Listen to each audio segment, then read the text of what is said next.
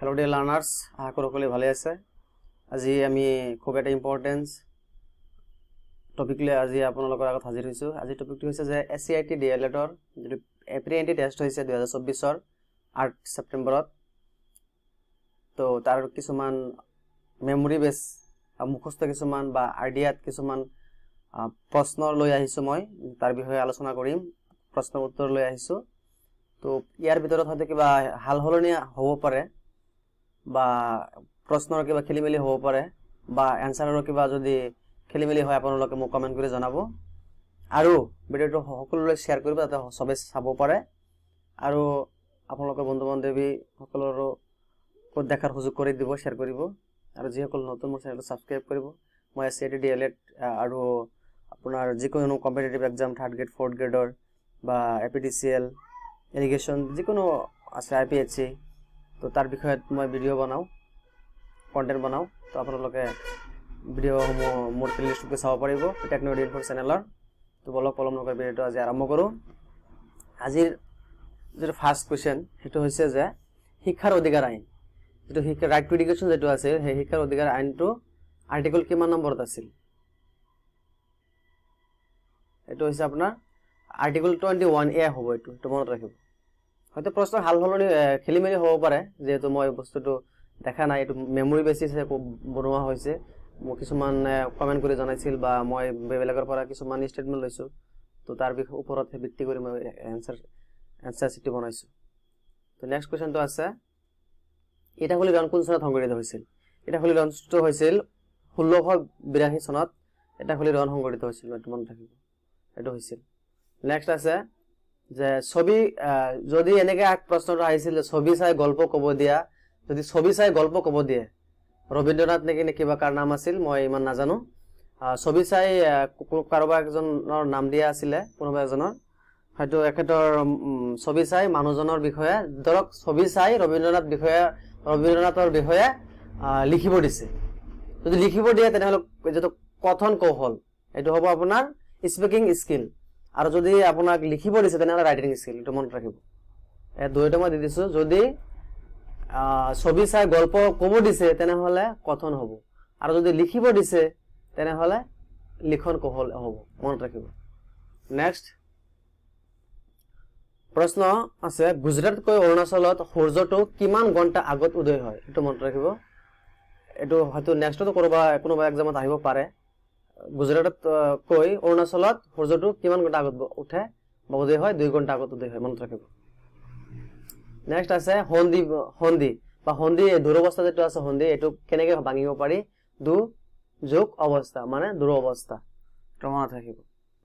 হন্দি এটো আহিছিল। Next question আছে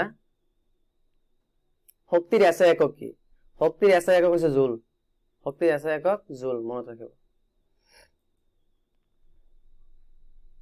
বংগ বিভাজন কেতিয়া হৈছিল বা বংগ বিভাজন কোন চনত হৈছিল? 1905 চনত। মনত ৰাখিব। নেক্সট কোৱেশ্চন আছে অসমৰ মানচেষ্টাৰ কাক কোৱা হয়? এটা মনত ৰাখিব যে অসমৰ মানচেষ্টাৰ হৈছে শুৱালকুছি। এটো কিছুমান হৈ যোৱা আগতো কিছুমান এক্সামত আহিছিল। এটো এটা ইম্পৰ্টেন্ট কোৱেশ্চন। মনত ৰাখিব। শুৱালকুছি মানচেষ্টাৰ বুলি কোৱা হয় শুৱালকুছি। নেক্সট কোৱেশ্চনটো আছে দ্ৰৌপদী মুৰ্মু যদি এনেকে ইয়াতে কিন্তু দুটা পয়েন্ট আছে বস্তু আছে আপোনালোকে দুইটা মাইন্ড কৰিব। যদি এনেকে আহে যে দ্ৰৌপদী মুৰ্মু কিমানতম মহিলা ৰাষ্ট্ৰপতি যদি এনেকে আহে তেনেহলে দ্বিতীয় হ'ব যেহেতু আগতে কি আছিল ইন্দিৰা গান্ধী নহয় কি বা আছিল পাহৰিলো নামটো মই যে নহক। যদি এনেকে আহে যে দ্ৰৌপদী মুৰ্মু ভাৰতৰ কিমানতম ৰাষ্ট্ৰপতি তেনেহলে 15তম ৰাষ্ট্ৰপতি হ'ব আৰু যদি কয় দ্ৰৌপদী মুৰ্মু ভাৰতৰ মহিলা ৰাষ্ট্ৰপতি কিমানতম যদি এনেকে আহে তেনেহলে হ'ব দ্বিতীয়। নেক্সট আছে যে ICCR সম্পূৰ্ণ নাম কি? ICCR সম্পূৰ্ণ নামটো কি? আৰু মই এটা লগতে কথা কৈ দিছো এটো মই অলপ পাহৰিলো হয়তো মনত হ'ব এটো অলপ পিছত ভিডিওটো মই পোষ্ট কৰিব পৰা নাই অলপ অসুবিধাৰ কাৰণে টেকনিক্যাল তো তাৰ বাবে মই দুখিত।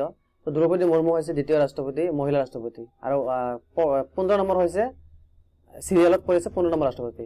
তো যে নহওক যে এতিয়া হল যে প্ৰথম মহিলা ৰাষ্ট্ৰপতি কোন আছিল এটো মোক কমেন্ট কৰি জনাব নেক্সট কোৱেশ্চন আছে যে আইসিসিআৰ সম্পূৰ্ণ নামটো কি আইসিসিআৰ এৰ ফুল ফৰ্মটো হৈছে যে ইন্ডিয়ান কাউন্সিল ফৰ কালচাৰেল ৰিলেশনস এটো মনত ৰাখিব নেক্সট কোৱেশ্চনটো আছে যে জৈৱ বৈচিত্ৰ্য দিব মানে জৈৱ বৈচিত্ৰ্য যেটো দিব আছিল বায়োডাইভাৰ্সিটি ডে বুলি কোৱা হয় এটো হ'ব 22 মে 22nd মে মনত ৰাখিব নেক্সট কোৱেশ্চন আছে অসমৰ কত সোণালী বান্দৰ পোৱা যায় এটো সচৰাচৰ আহি থাকে খুব ইম্পৰ্টেন্ট কোৱেশ্চন এটো হৈছে যে ৰাইমনাত পোৱা যায় মনত ৰাখিব সোণালী বান্দৰ গোল্ডেন লেঙৰ কত পোৱা যায় ৰাইমনাত পোৱা যায় মনত ৰাখিব নেক্সট আছে পৃথিৱীক উত্তৰ আৰু দক্ষিণ মেৰুত সমানে ভাগ কৰা ৰেখাডালৰ নাম কি এটো হ'ব বিষ্ণুব ৰেখা বা ইকুৱেটৰ বুলি কোৱা হয় মনত ৰাখিব এটো বিষ্ণুব ৰেখা এটো হয়তো এই যে অনলি নট ফৰ ডিলেট আৰু বেলেগ কিবা এক্সামত আহিব পাৰে আহিবলগিয়া এডিআৰৰ এক্সাম আছে তাতো হয়তো আপোনালোকৰ ইম্পৰ্টেন্ট হ'ব পাৰে আহিব পাৰে তো তাৰ বাবে আমাৰ জানাটো দৰকাৰ নেক্সট কোৱেশ্চনটো আছে যে শিলভদ্ৰৰ ছদ্মনাম কি এটো মই ভিডিঅ দিছিলো বা কেইটামান মই আগতে ভিডিঅ বনাইছিলো তাতো খুব ইম্পৰ্টেন্ট আছিল মই বহুত ইম্পৰ্টেন্ট টপিকস সমূহ আপোনালোকক দিছো আপডেট দিছো এটো মই আলোচনা কৰিছিলো তাৰ পিছত ৰাইমনৰ মই আলোচনা কৰিছো আপোনালোকে হয়তো চোৱা নাই চাব পাৰিব শিলভদ্ৰটো আলোচনা কৰিছো ৰিসেন্টলি আলোচনা কৰিছো যে ছদ্মনাম ৰেৱতী মোহন দত্ত চৌধুৰী এটো ইম্পৰ্টেন্ট যে শিলভদ্ৰৰ ছদ্মনাম আছে ৰেৱতী মোহন দত্ত চৌধুৰী নেক্সট আছে বক্সাৰ ওৱাৰ মই আলোচনা কৰিছো বক্সাৰ ওৱাৰটো কাৰ মাজত সংঘটিত হৈছিল বংগ নবাব আৰু ব্ৰিটিছৰ মাজত সংঘটিত হৈছিল মনত ৰাখিব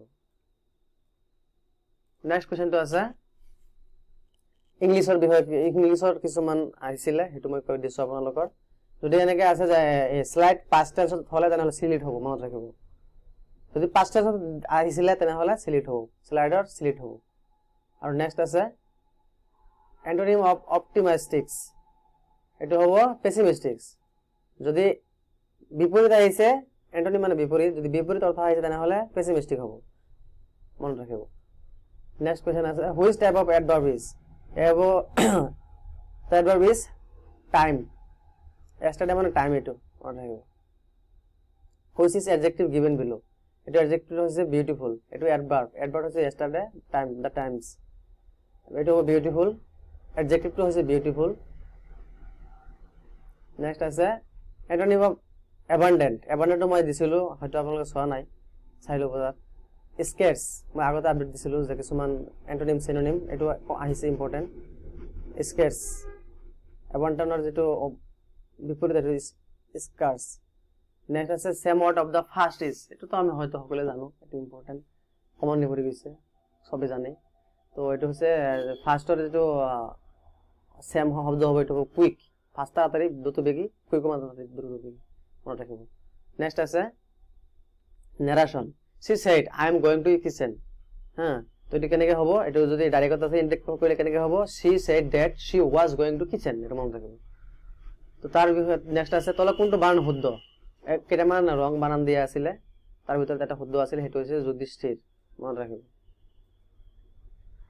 নেক্সট আছে যে 2020 চনৰ ৰাষ্ট্ৰীয় শিক্ষা নীতি যেটো আছিল যে নেশনাল এডুকেশন পলিসি যেটো আছিল এনইপি তো তাৰ যেটো 2020 ৰ যেটো এনইপি আছিল হেতুত কি কৰা হৈছিল এটা ডিগ্ৰী অন্তৰ্ভুক্ত কৰা হোৱা নাই মানে বাতিল কৰিছে হেতু হৈছে এমফিল মনত ৰাখিব এমফিল নেক্সট আছে ভাৰতৰ কোনখন বাঘ সংৰক্ষিত বনাঞ্চলত নতুনকৈ ধৰা পৰিছে বেকুলি প্ৰজাতি যদি এনেকৈ প্ৰশ্নটো আহিছে মেবি নো ডাউট এটো হ'ব আপোনাৰ পলাকাত মুণ্ডথুৰাই বাঘ সংৰক্ষিত বনাঞ্চল মনত ৰাখিব নেক্সট আছে তুক বহুবচনত কি হ'ব তুক যেটো কৈছে তুক এটো বহুবচনত কি হ'ব তহতক মনত ৰাখিব নেক্সট আছে হলমাৰ্ক কোনবোৰ সামগ্ৰীক হলমাৰ্ক দিয়া থাকে তো এনেকুৱা সামগ্ৰী হৈছে যত যিবিলাক মূল্যবান সামগ্ৰী বা মূল্যবান ধাতু হেবিলাকত হলমাৰ্ক দিয়া থাকে যেনে লাইক গোল্ড সোণ ৰূপত কি দিয়া থাকে সোণত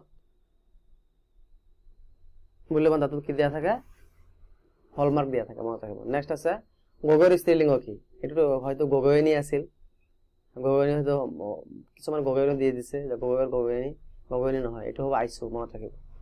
টোটেলি ডিফাৰেন্স, এইটো আইচো হৈছে গগৈৰ স্ত্ৰীলিংগ। আৰু কেন্দ্ৰীয় শাসিত অঞ্চলসমূহৰ সাহস প্ৰদান কৰা হয়। কেন্দ্ৰীয় শাসিত অঞ্চল যিবিলাক আছে ইণ্ডিয়ান টেৰিটৰী সমূহৰ সাহস হৈছে ৰাষ্ট্ৰপতি, প্ৰেচিডেণ্ট, মনত ৰাখিব। ভাৰতৰ প্ৰেচিডেণ্ট হৈছে ইণ্ডিয়ান টেৰিটৰীৰ সাহস। নেক্সট হ'ব ওজন স্তৰ ক্ষয় বৈতিক নে ৰাসায়নিক বৈতিক? ৰাসায়নিক প্ৰক্ৰিয়া। এইটো হৈছে যে ওজন স্তৰ হৈছে ৰাসায়নিক প্ৰক্ৰিয়া, মনত ৰাখিব। নেক্সট আছে চন্দ্ৰযান 3 চন্দ্ৰত কিমান দিন লাগিছিল? চন্দ্ৰযান 3 যেটো আছিল, চন্দ্ৰযান 3 টো কিমান দিন লাগিছিল? 40 ডেজ, মনত ৰাখিব। নেক্সট কোৱেশ্চন আছে কেন্দ্ৰীয় বেংকৰ নাম কি? কেন্দ্ৰীয় যদি বেংক আছে এইটো চেন্ট্ৰেল যেটো বেংক সেইটো হৈছে ৰিজাৰ্ভ বেংক অফ ইণ্ডিয়া, মনত ৰাখিব, RBI। নেক্সট আছে গুৱাহাটী অইল ৰিফাইনাৰী যদি থাকে এনেকে তেনেহলে এইটো কোন দেশৰ পৰা কি কৰে, কোন ৰাষ্ট্ৰৰ পৰা বাণিজ্যিক চুক্তিটো কৰিছিল? সেইটো হ'ব ৰোমানিয়া। জাপান আছিল, আমেৰিকা আছিল, ৰোমানিয়া হ'ব। নেক্সট আছে তলৰ কোনটো অক্ষয় সম্পদ, মানে যেটো আমি ক্ষয় নহয়, আমি ৰিইউজ কৰিব পাৰো, তাৰমানে ৰিনিউৱেবল, মানে নতুন নতুনকে হৈ থাকে, যিমানে আপুনি খৰচ কৰিব আহিয়ে থাকে, আহিব, মানে নাই, শেষ নাই। সেইটো হৈছে পানী শেষ নাই, পানী আমি পাই আছো, এইটো ৰিইউজ কৰি আছো আমি।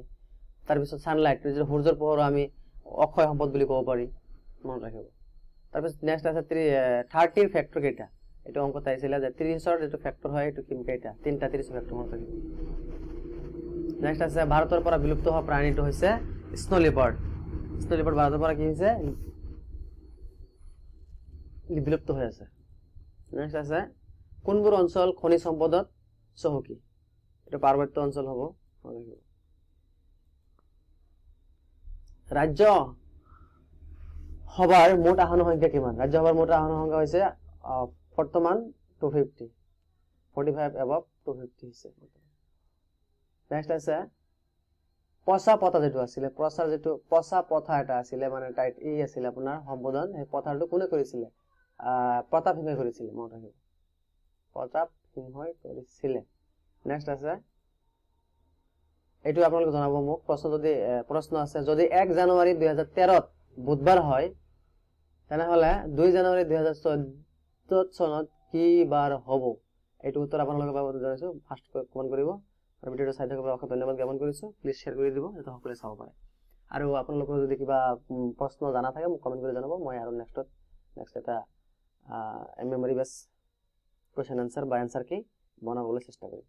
তো আশা কৰো আজি আপোনালোকে ভিডিওটো ভাল পাইছে বা সম্পূৰ্ণৰলৈকে চাইছে, তাৰ বাবে অশেষ ধন্যবাদ জ্ঞাপন কৰিছো। আজিৰ কাৰণে বিদায় মাগিছো, অন্য এটা ভিডিঅ'ত লগ পাম। Thank U.